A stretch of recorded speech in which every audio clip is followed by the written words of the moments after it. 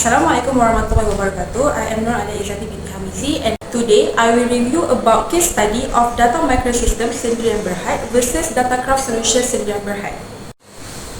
On 29 July 2020, both parties entered into a teaming agreement under which data migrant agreed to assist datacraft in preparing a government tender proposal. Datacraft promised to appoint data migrant as its main subcontractor if the tender was successful.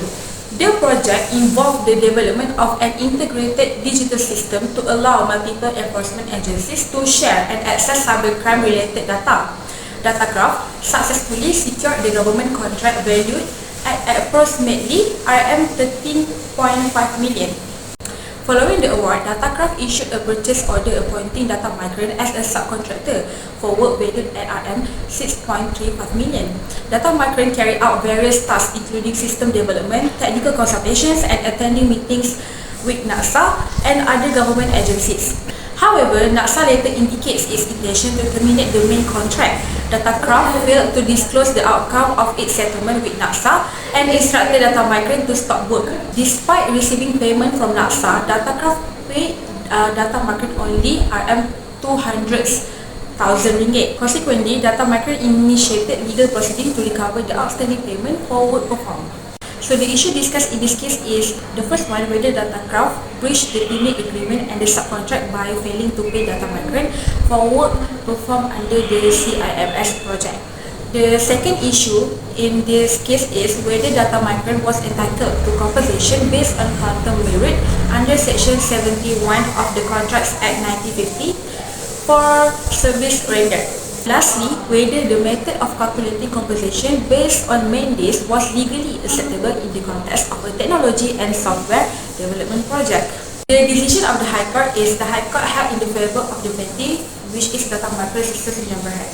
The court found the Datacraft had breached both the teaming agreement and the subcontract by failing to compensate data migrant despite benefiting from the extensive work performed.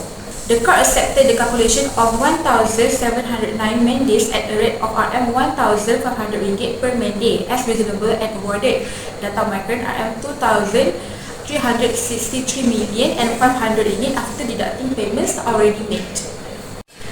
In my opinion, the High Court's decision shows a strong use of unfair enrichment rules under Section 71 of the Contracts Act 1950. It stopped Datacraft from unfairly keeping the benefits of data migrants' work in a broken teaming agreement and subcontract. Although the dispute is framed within contract law, which is the subject matter of the contract, the development of a cybercrime integrated management system places the case squarely within the broader context of technology and cyber law. The court's reliance on Section 71 of the Contracts Act 1950 reflects an equitable approach that is particularly suitable for technology cases. In digital and cybersecurity projects, strict contract rules often can predict all problems like sudden stops due to policy or security issues. Quantum merit makes sure tech providers aren't left out of pocket when projects end for reasons they can control. One important contribution of this case is the court's willingness to accept man-day calculation as a valid method for assessing compensation in technology-related disputes. Software and cybersecurity projects often have hard-to-see results, repeated steps, and work with many partners. By accepting man-days as a fair way to measure effort, the court understands IT industry practice instead of demanding proof of finished products like in old-school contracts. However, the court's acceptance of the RM1,500 per man day rate raised concerns about methodological rigor. While deemed reasonable, the judgment lacks detailed way of how this figure was derived.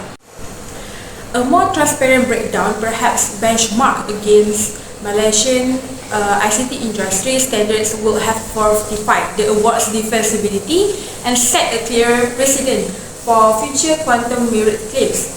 The absence of expert evidence exposed a potential weakness in the judicial handling of technology-related disputes. Cybersecurity and software development projects involve specialized skills, varying levels of technical expertise, and non-linear work process that may not be easily quantified through conventional evidentiary methods.